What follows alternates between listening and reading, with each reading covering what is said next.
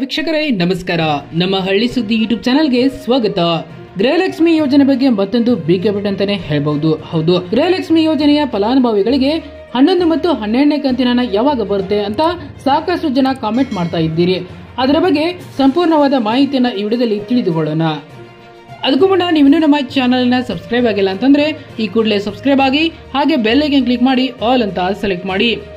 ಗೃಹಲಕ್ಷ್ಮಿ ಯೋಜನೆ ಹಣ ಗೌರಿ ಗಣೇಶ ಹಬ್ಬದ ದಿನ ಬಿಡುಗಡೆ ಆಗುತ್ತಾ ಅಂತ ಕೆಲವು ಸುದ್ದಿ ಆಗಿತ್ತು. ಹೌದು ಸ್ನೇಹಿತರೆ, ಆದ್ರೆ ಇನ್ನುವರೆಗೂ ಗೃಹಲಕ್ಷ್ಮಿ ಯೋಜನೆ ಹಣ ಜಮಾ ಆಗಿಲ್ಲ. ಹೌದು, ಗೃಹಲಕ್ಷ್ಮಿ ಯೋಜನೆಯ ಬಗ್ಗೆ ಲಕ್ಷ್ಮೀ ಹೆಬ್ಬಾಳ್ಕರ್ ಅವರು ಮಹತ್ವದ ಮಾಹಿತಿಯೊಂದನ್ನು ನೀಡಿದ್ದಾರೆ. ಹೌದು, ಮಹಿಳಾ ಮತ್ತು ಮಕ್ಕಳ ಕಲ್ಯಾಣ ಇಲಾಖೆ ಸಚಿವರಾದಂತ ಲಕ್ಷ್ಮೀ ಹೆಬ್ಬಾಳ್ಕರ್ ಅವರು ಒಂದು ಸ್ಪಷ್ಟನೆಯನ್ನ ನೀಡಿದ್ದಾರೆ. ಹೌದು ಸ್ನೇಹಿತರೆ, ಅದೇನಂದ್ರೆ ಗೃಹಲಕ್ಷ್ಮಿ ಯೋಜನೆಯ ಫಲಾನುಭವಿಗಳಿಗೆ ಇದುವರೆಗೂ ನಾವು 11 ಕಂತುಗಳನ್ನ ಮಾತ್ರ ಬಿಡುಗಡೆ ಮಾಡಲಾಗಿದೆ.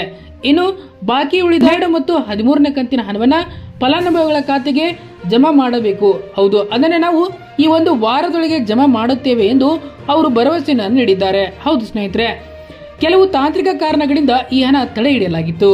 ಹೌದು ಸ್ನೇಹಿತರೆ, ಇನ್ನು ಮುಂದೆ ಒಟ್ಟಿಗೆ 12 ಮತ್ತು 13ನೇ ಕಂತಿನ ಹಣ ಒಟ್ಟಿಗೆ 4,000 ರೂಪಾಯಿ ಹಣ ಜಮಾ ಮಾಡಲಾಗುತ್ತೆ. ಹೌದು ಸ್ನೇಹಿತರೆ, ಇದು ಗೃಹಲಕ್ಷ್ಮಿ ಯೋಜನೆ ಸರ್ಕಾರದ ಪ್ರಮುಖ ಮಹಿಳಾ ಸಬಲೀಕರಣ ಯೋಜನೆ ಆಗಿದೆ. ಹೌದು, ಈ ಯೋಜನೆ ಮೂಲಕ ಪಡಿತರ ಕಾರ್ಡ್ ಹೊಂದಿರುವ ಕುಟುಂಬದ ಯಜಮಾನಿಗೆ ಮಾಸಿಕ 2,000 ರೂಪಾಯಿ ಹಣ ವಿತರಣೆ ಮಾಡಲಾಗುತ್ತಿದೆ.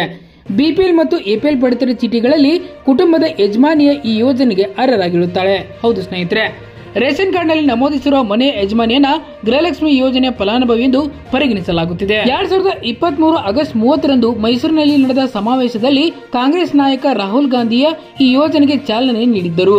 ಗೃಹಲಕ್ಷ್ಮಿ ಯೋಜನೆಗೆ ಆಗಸ್ಟ್ 30ಕ್ಕೆ 1 ವರ್ಷ ಪೂರ್ಣಗೊಂಡಿದ್ದು, ಗೃಹಿಣಿಯರಿಗೆ ಮಾಸಿಕ 2,000 ರೂಪಾಯಿ ನೀಡುವ ಈ ಯೋಜನೆ ಫಲಾನುಭವಿಗಳ ಖಾತೆಗೆ ಇದುವರೆಗೆ 25,248 ಕೋಟಿ ರೂಪಾಯಿ ಜಮಾ ಮಾಡಲಾಗಿದೆ. ಇನ್ನು ಕೆಲವೊಂದಿಷ್ಟು ಮಹಿಳೆಯರಿಗೆ ಈ ಯೋಜನೆ ರದ್ದಾಗಿದೆ. ಹೌದು ಸ್ನೇಹಿತರೆ, ಅರ್ಹರು ಈಗಲೂ ಈ ಯೋಜನೆ ಫಲಾನುಭವಿಗಳಾಗಲು ಅವಕಾಶವಿದೆ.